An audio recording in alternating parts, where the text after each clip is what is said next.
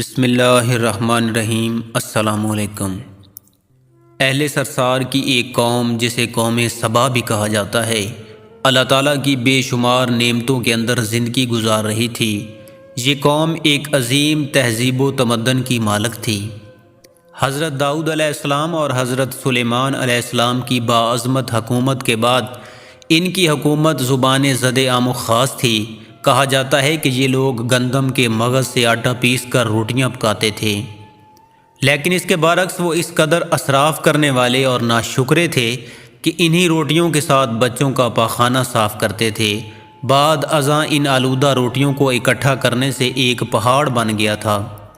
پھر ایک صالح شخص نے وہاں سے گزرتے ہوئے ایک عورت کو دیکھا جو روٹی کے ساتھ بچے کے پاخانے کے مقام کو صاف کر رہی تھی۔ اس شخص نے عورت سے کہا، تیرے اوپر افسوس، خدا سے ڈر، کہیں ایسا نہ ہو کہ خدا تیرے اوپر اپنا غضب ڈھائے اور تجھ سے اپنی نعمت چھین لے۔ اس عورت نے جواب میں مذاق اڑایا اور مغرورانہ انداز میں کہا، جاؤ جاؤ، گویا کہ مجھے بھوک سے ڈرا رہے ہو۔ جب تک سرسار جاری ہے مجھے بھوک سے کسی قسم کا کوئی خوف نہیں ہے۔ کوئی زیادہ عرصہ نہ گزرا تھا کہ اللہ تعالیٰ نے ان لوگوں پر اپنا عذاب ڈھایا۔ پانی جو کہ زندگی کی بنیاد ہے ان لوگوں سے چھین لیا، یہاں تک کہ قحط نازل ہوا۔ بات یہاں تک پہنچ گئی کہ ان کی ذخیرہ کی ہوئی تمام غذا ختم ہو گئی۔ آخرکار وہ مجبور ہو گئے کہ انہی آلودہ روٹیوں پر ٹوٹ پڑے جو ان لوگوں نے اکٹھی کر کے پہاڑ کی مانند ڈھیر لگایا ہوا تھا، بلکہ وہاں سے روٹی لینے کے لیے صف لگتی تاکہ ہر کوئی وہاں سے اپنے حصے کی روٹی لے سکے۔ کفران نعمت، قحط اور ان کی بدحالی کے بارے میں متعدد روایات موجود ہیں۔ سورہ نحل کی آیت نمبر 112 اور 113 میں یوں ارشاد ہوا ہے، اور اللہ نے اس بستی کی بھی مثال بیان کی جو محفوظ اور مطمئن تھی، اس کا رزق ہر طرف سے باقاعدہ آ رہا تھا، لیکن اس بستی کے رہنے والوں نے اللہ کی نعمتوں کا انکار کیا تو خدا نے انہیں بھوک اور پیاس کا مزہ چکھایا، صرف ان کے ان اعمال کی بنا پر جو کہ وہ انجام دے رہے تھے۔ اور یقیناً ان کے پاس رسول آیا تو ان لوگوں نے ان کو جھٹلایا، تو پھر ان تک عذاب آ پہنچا، یہ سب ظلم کرنے والے تھے۔ اسی قوم سبا کے بارے میں ایک اور واقعہ بیان ہوتا ہے کہ انہی لوگوں نے اپنی زراعت کو بہتر طور پر کاشت کرنے کے لیے پانی ذخیرہ کرنے کی خاطر بلخ کے دو پہاڑوں کے درمیان ایک بہت بڑا بند تعمیر کیا ہوا تھا۔